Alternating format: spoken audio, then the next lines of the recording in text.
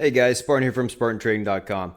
I just wanted to talk to you guys about something I've been asked a few times this week because we've been playing a lot of news plays.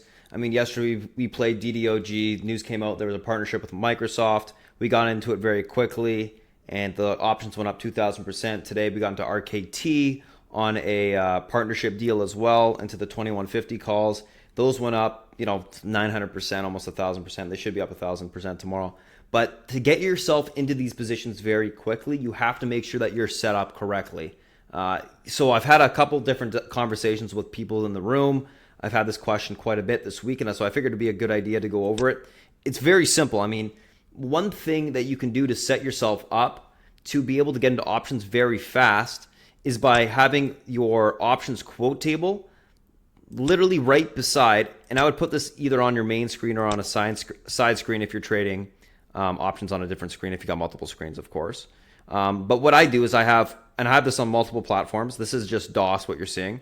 And I've deleted, obviously, the account information. But if I click this, I think it will pop back up. But anywho, what I do is I have my L2.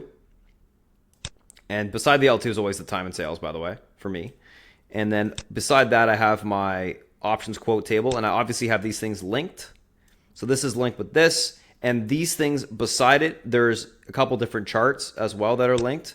And my main screen basically has, 3 different time frames that are linked to the time and sales, the options quote table, so that when I'm looking at a stock on one of my side screens or my main screens, so let's say I'm looking at Tesla, it's going to auto-populate Tesla into this thing here. It's going to auto-populate the Tesla into my screens or my main screens, time frames I'm looking at, and that will also auto-populate into the quotes table.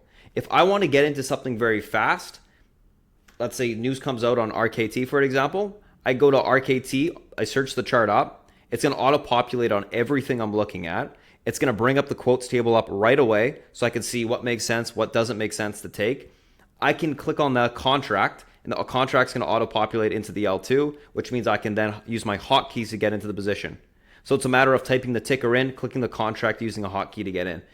It can happen, from a speed standpoint. You can get in very quickly within 1 to 2 seconds if you understand the news or know what you're doing from that standpoint. But it speeds up that process that much more rather than having to fumble with this or then, switch your L2 to that contract and try to find the contract. But this seems like it's just common sense to do, but a lot of traders haven't done it that I've talked to. So it's just a little bit of a tip, guys. Make sure that your quotes table is hooked up to your L2 and hooked up to your chart so that when you are flipping through charts, you can see what options make sense. And if something, especially if news comes out, it's going to be a lot faster to figure out what contract makes sense to be getting into and then executing that trade. One thing you do want to make sure is all these things are hooked up, because obviously the options table can tell you what makes sense from a costing standpoint. Your L2 and time and sales, I mean, you just need these hooked up so that you can actually execute a hotkey or execute a buy or sell by clicking it. But you want the charts hooked up as well, because the charts are going to tell you where the stock's got room to. So when I see a stock, I look at where does it have room to the upside, and then based off of that, I decide which strike makes sense to take. In terms of RKT today, it had room towards and I'm just going to move this back. It had room towards 22 or 22.20 right out the gate, right when the news came out, and based off of that was right there. Oops, right there, 22. It broke 21.20, and it had room towards that 22.20 area on the upside, which is right around here. And based off of that, I decided, okay, I'm going to take 21.5 calls. They were really cheap. They were 15 cents. And I figured, okay, we can probably get these in the money by, what is that, 75 cents, almost 70 cents. Based off of that, those contracts can go up, a significant amount from a percentage standpoint. They make sense to take, and thus we took them.